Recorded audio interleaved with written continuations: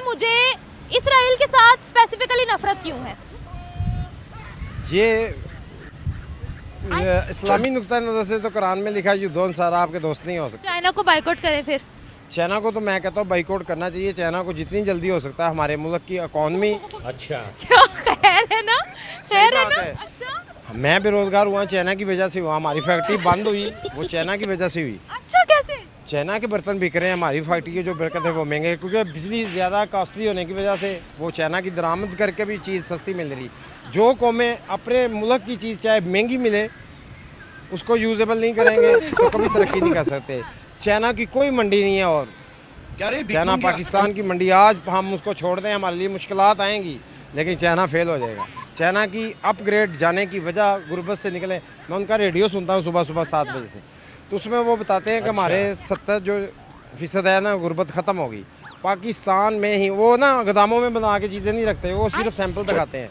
यहाँ से ताजे जाते हैं चंद ताजरों को फ़ायदे के लिए, चंद मिनिस्टर को फ़ायदे के लिए। चाइना जो है वो कह रहे हैं जी चाइना से दोस्ती, चाइना अच्छा। जो एक लो ग्रेड है ना उसके लिए चाइना ने बेड़ा गर्क कर दिया पाकिस्तान का। सबसे बड़ी वजह ही हम खुद काम करना छोड़ गए। जो भी मेहनत करेगा ना वो ही कामयाब होगा। अब हम बेरोज़गार हो ही जा रहे हैं। चाइना की हर चीज़ चाइना, चाहे फिर ठेके पे दे दो चाइना को। बात करें। अच्छा, ये चीज बड़ी बोली जाती है कि यहूदी इसराइल मुसलमानों पर जुल्म कर रहा है। चाइना भी तो मुसलमानों पर जुल्म कर रहा है भाई, वो मस्जिदें तोड़ रहा है। हाँ वो भी कर रहा है, लेकिन वो बुढ़ माता है। मैं उनकी हाजिरी लगाता रहा हूँ चाइनीज़ की। वो कहते हैं पाकिस्तान चाइना फांगियो फांगियो बोलते हैं ना।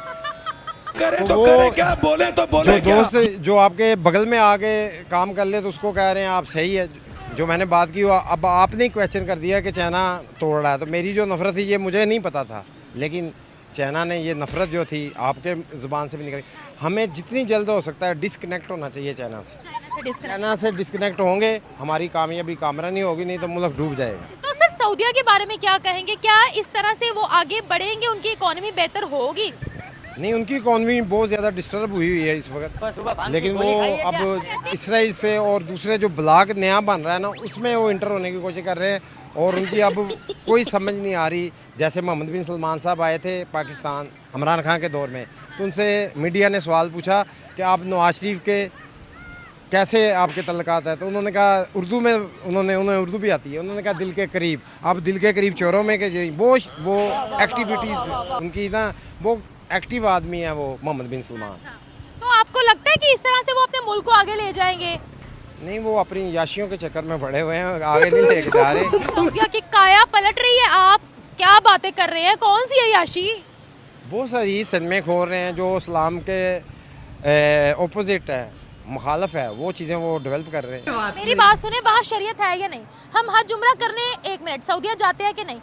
आप जरा वहाँ जाकर किसी लड़की को छेड़े, उन्होंने आपका सर कलम ना किया, फिर मुझे कहिएगा वहाँ शरीयत है प्रॉपर। शरीयत से नहीं वो हटते। लेकिन जो अदर चीजें आप कह रहे हैं ना, सिनेमाज वगैरह या दूसरे जो हैं वो इसीलिए कर रहे हैं ताकि उनको पता है। अब देखिए दौर कौन सा आ गया जहाँ इलेक्ट्रिक गाड़ियाँ चलती हैं। पेट्रोल और डीजल से लोग वैसे ही जान छुड़वा रहे हैं। उनको पता है तेल नहीं चलना ज्यादा देर हमारा। अच्छा, तो वो अब अपनी इकोनॉमी को आगे बढ़ाने के लिए दूसरे काम ना करे तो फिर वो तो भीख का कटोरा लेकर जाएंगे पूरी दुनिया में। वो तो हमने भी 1965 में उन्हें कर्जा दिया था। खाने को चने नहीं, पिछवाड़ा मांगे जायफल, तनख्वाह 550, कंधे पे टांगे राइफल।